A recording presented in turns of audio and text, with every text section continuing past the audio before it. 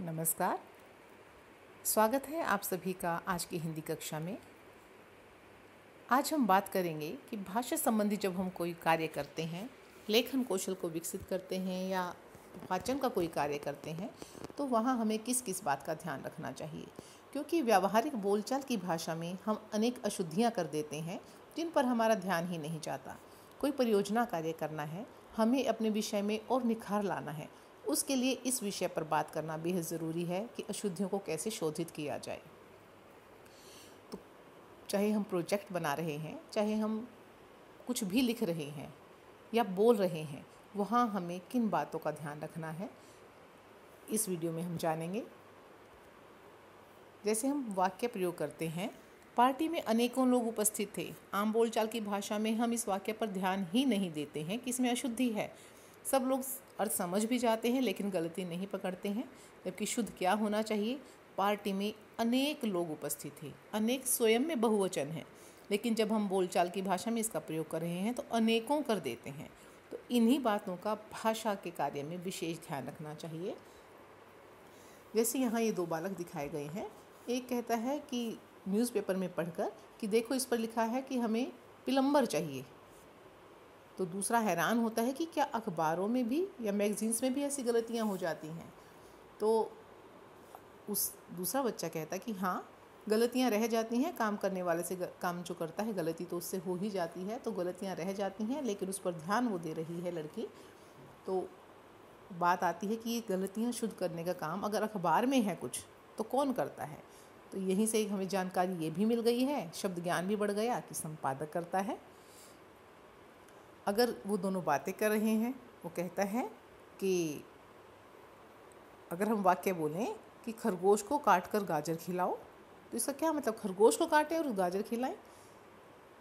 खरगोश को गाजर काट कर खिलाओ। अगर हम इस तरह से वाक्य बोलेंगे तो यह वाक्य शुद्ध होगा। कि कहाँ अशुद्धि है, कि पदक्रम में क्या ध्यान रखना है, इन चीज़ों का हमें विशेष ध्यान रखना होगा। तो कौन कौन सी अशुद्धियाँ हो जाती हैं उस पर हम बात करेंगे। तो अशुद्धियाँ वाक्य रचना संबंधी होती हैं, जिसमें लिंग, वचन, कारक, सर्वनाम, क्रिया विशेषण, पदक्रम, ऐसी अनेक अशुद्धियाँ हम कर देते हैं।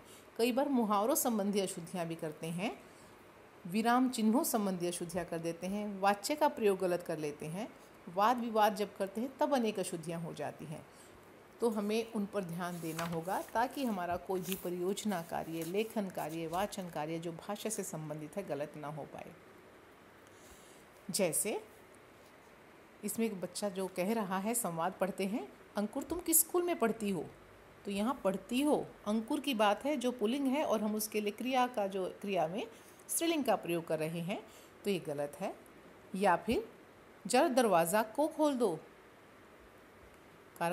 कारक की विभक्ति है जो गलत प्रयोग में है। ज़रा दरवाज़ा खोल दो, यहाँ को की आवश्यकता नहीं थी। तो इस तरह क्या क्या गलतियाँ थी, इन चार जो चित्र दिए गए थे इसमें गलती थी लिंग की, वचन की, कारक की, क्रिया विशेषण की। तो इन बातों पर हमें विशेष ध्यान रखना है कि जब हम प्रयोग करते हैं तो ऐसा नहीं होना चाहिए। अब है व्याकरण और वर्तनी संबंधी जो नियम होते हैं, उनका अगर हम पालन करेंगे तो भाषा की अशुद्धि दूर हो जाएगी, और यही होता है अशुद्धि शोधन। कि जो भी नियम व्याकरण में दिए गए हैं, अगर हम उनके अनुसार कार्य करते हैं तो स्वतः अशुद्धियाँ दूर होती जाएंगी और हमारी भाषा पर पकड़ बनती जाएगी। तो उसके जो प्रकार हैं, इन पर जब हम कोई भी कार्य करेंगे इन पर विचार करेंगे। इस पृष्ठ पर ये विकारों के नाम दिए गए हैं। अब है कि वाक्य हम एक एक उदाहरण अगर देखें तो लिंग संबंधी अशुद्धि है।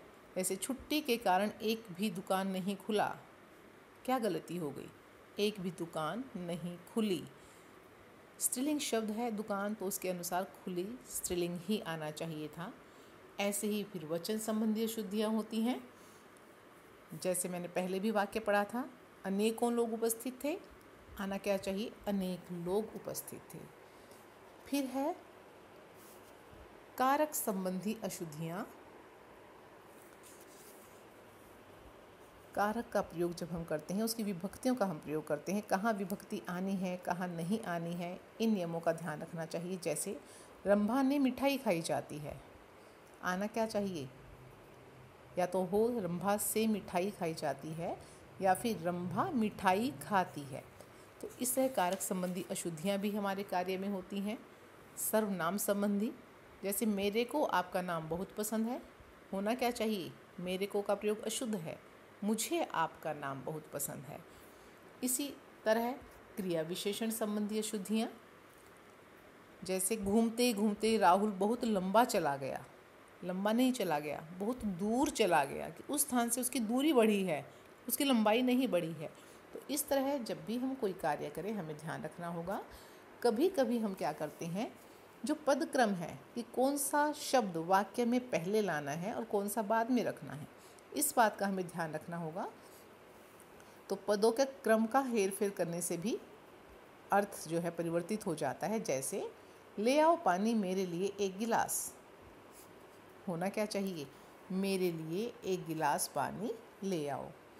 तो इस तरह जब हम वाक्य की इन सभी प्रकार की अशुद्धियों पर ध्यान देंगे तो हमारा कार्य जो है शुद्ध होगा, भाषा पर हमारी पकड़ बढ़ती जाएगी, हमारी अभिव्यक्ति सशक्त होगी और हमारा भाषा संबंधी हर कार्य बेहतर होगा।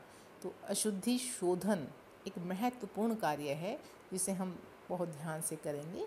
यहाँ जो चित्र है इसमें अनेक संवाद लिखे गए हैं जहाँ हमें शुद्ध करने का अभ्यास करना है कि अगर कहीं गलती है, अशुद्धि है, तो हम उसे पकड़ें और उसकी जगह सही का प्रयोग करें। इसका जब हम कार्य करेंगे, इस विषय पर काम करेंगे, तो निश्चित रूप से हमारा परियोजना कार्य, हमारा प्रोजेक्ट बहुत बेहतर तैयार होगा। तो निश्चित रूप से यह आपके हर कार्य में भाषा संबंधी, हिंदी भाषा संबंधी हर कार्य में आपके लिए महत्वपूर्ण रहेगा। धन्यवाद।